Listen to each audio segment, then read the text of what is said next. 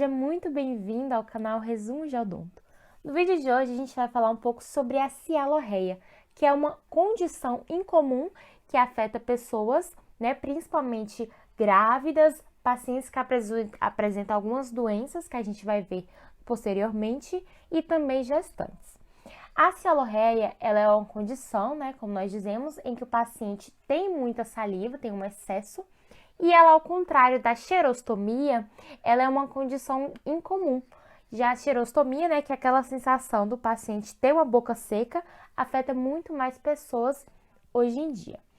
Bom, a xerostomia, ela possui diversas causas, mas ela basicamente é caracterizada quando o paciente tem uma dificuldade de reter ou engolir a saliva. Então, ele apresenta episódios muito frequentes de salivação. No consultório odontológico, quando um paciente ele tem um episódio desse tipo de saliva, essa saliva em excesso, a cialorreia, ele pode apresentar um tipo mais raro de cialorreia, que é um caso tanto raro quanto grave, que é a cialorreia paroxística. Então, o paciente vai estar ali na sua cadeira de consultório, seja no seu consultório particular, seja na clínica escola, seja em um posto de saúde da família que você está atendendo, e ele pode apresentar uma salivação que dura de 2 a 5 minutos, então ele não para de salivar. Ele começa a babar literalmente.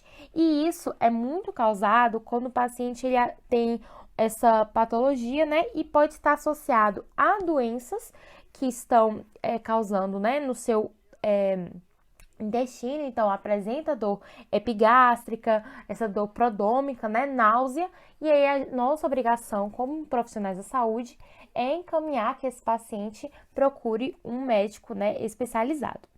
Bom, a cialorreia, o paciente ele pode também ser resultado de quando há uma afta ulcerosa, ou seja, a afta ela se rompeu e formou úlceras, e aí o paciente pode ter a cialorreia, ou até mesmo pacientes que apresentam próteses novas ou próteses mal adaptadas. Então, o paciente nunca usou uma prótese na vida, ou então aquela prótese está machucando ele, então ele trocou a prótese e pode ter essa reação de irritação em caso de cialorreia. A cialorreia, ela vai ser dada, muitas vezes por problemas gástricos, e esses problemas gástricos podem ocorrer como um sistema de proteção, para aquele corpo, para neutralizar aqueles ácidos que são produzidos no estômago, Então, aquele ácido que volta, principalmente quando o paciente ele fica muito tempo sem escovar o dente, a gente sente aquele cheiro. E o paciente também sente o próprio gosto ruim na boca, que é basicamente esses ácidos que estão voltando desse estômago, Então, desse esôfago volta, e aí o paciente tem esse refluxo gastroesofágico causado pela cialorreia. Então, ele tem essa salivação como uma forma de proteger o próprio organismo. Além disso, ele pode ser causado também por pacientes que estão em cirurgias, como essas cirurgias de ressecção de mandíbula, ou até mesmo pacientes que têm retardo mental, pacientes que apresentam doenças de Alzheimer, pacientes que estão utilizando alguns medicamentos como anticolinérgicos, que a gente vai ver que ele também é um tratamento para a própria cialorreia, e até mesmo pacientes que apresentam miastenia grave. E esses pacientes, com miastenia grave, eles vão ser tratados com agentes psicóticos, que também podem ser reações adversas para causar a cialorreia. A cialorreia, gente, ela também falta, a miastenia graves, que é uma doença que afeta tanto mulheres quanto homens. E uma coisa muito importante que a gente precisa salientar é que a miastenia graves, ela afeta muito mulheres grávidas.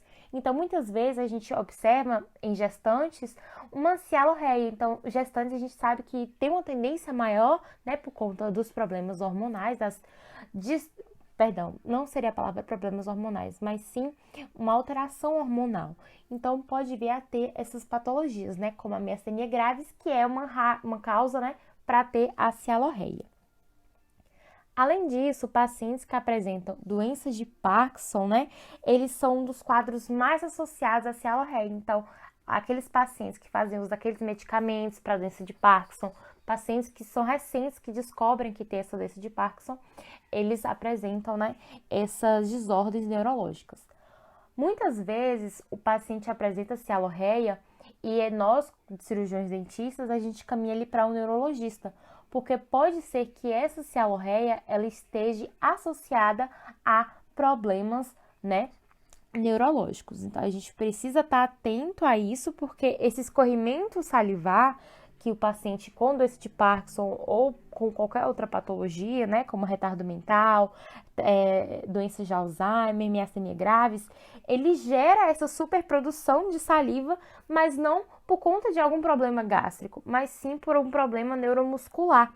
E aí a gente precisa fazer um encaminhamento para um neurologista. Mas é claro que nisso a gente vai avaliar todas as características clínicas que tá naquele paciente.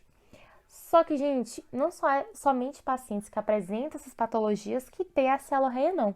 Muitas vezes, né, os pacientes saudáveis vão apresentar cialorreia. E aí, muitas vezes, né, a gente não precisa de fazer um tratamento muito severo para esses casos. Geralmente são casos que duram de 15 a 30 dias. Se durar mais que isso, a gente fala para aquele paciente, né, a gente vai acompanhar para ele procurar um profissional adequado, né, para o seu caso. Quais são as características clínicas que um paciente com cialorreia apresenta? Primeiro de tudo, hipersalivação excessiva. Então, vai ter um corrimento salivar realmente como se a pessoa estivesse babando. Vai apresentar também engasgo. Então, como está salivando muito, né, as glândulas submandibulares estão produzindo tanta saliva que o paciente às vezes vai engasgar com esses casos, né, de salivação. Além disso, essas crianças ou adultos que apresentam retardo mental ou paralisia cerebral podem vir a gerar essas úlceras, né? Que, como a gente disse, é uma irritação que também pode ser a causa da cialorreia. Bom, e aí a gente precisa saber encaminhar o nosso paciente para cada profissional adequado. Então, aqui a gente tem os refluxos, né, gastroesofágicos, que na maioria das vezes são as causas da cialorreia. Então, a gente fala para o paciente, ó, o senhor tem que procurar um médico, o senhor tem que procurar um fonoaudiólogo, tem que procurar um neurologista, para que assim ele consiga, né, fazer o tratamento correto. Então, quais são os tratamentos para esse caso? O tratamento, primeiro, na maioria das vezes, quando não é um caso leve, né? Quando a gente diagnostica e vê, tá, essa cialorreia não precisa de tratamento, a gente não precisa passar nenhum medicamento. Se precisar, a gente sempre vai optar por anticolinérgicos. Um exemplo, né, do anticolinérgico que é usado para o tratamento são as escopolaminas, mas não compre se você for um paciente que tiver com cialorreia, não compre sem consultar primeiro o seu médico, tá? Bom, quando o escorrimento salivar ele é muito intenso, precisa ser feita uma intervenção cirúrgica ou até mesmo uma intervenção terapêutica, como o uso da toxina botulínica. Então, principalmente casos que estão relacionados a controles neuromusculares, os neurologistas vão indicar o uso de toxina botulínica, porque ela vai reduzir essa produção de saliva, né? Porque ela é um controle neuromuscular, então não tem nada muito a ver com a parte gástrica. Quando o paciente ele tem o controle neuromuscular, eles indicam essa injeção, né, da toxina botulínica e ela é muito eficaz na redução de secreções salivares. E aí a gente vê muitos estudos hoje que traz a toxina botulínica, né, não só para o botox, né, que o famoso botox que as pessoas fazem, né, na face, mas também para o tratamento de algumas patologias como a cialorreia. E aqui as glândulas submandibulares. Em casos mais severos, né, pode fazer a realocação de ductos submandibulares ou os ductos da parótida, uma excisão da glândula submandibular, uma ligação do ducto da parótida, mas é claro que o seu médico que vai definir cada caso. E qual profissional deve procurar? Novamente, você pode procurar tanto um cirurgião dentista, quanto um neurologista, quanto um fonoaudiólogo, ou até mesmo um médico geral. Mas se o seu caso tiver mais de 15 a 30 dias e você vê que está muito em excesso, procure já um profissional. Não se trate sozinho. Todos nós precisamos de ajuda, ok? Bom, gente, esse foi o nosso vídeo. Espero muito que vocês tenham entendido cada coisa. Qualquer dúvida, deixe aí nos comentários. E o nosso próximo vídeo vai ser sobre xerostomia. É isso, muito obrigada por ter assistido até aqui. Qualquer coisa, entre em contato com a gente através do nosso Instagram, @canal Resumo de Odonto, ou através do nosso e-mail, resumodonto@gmail.com.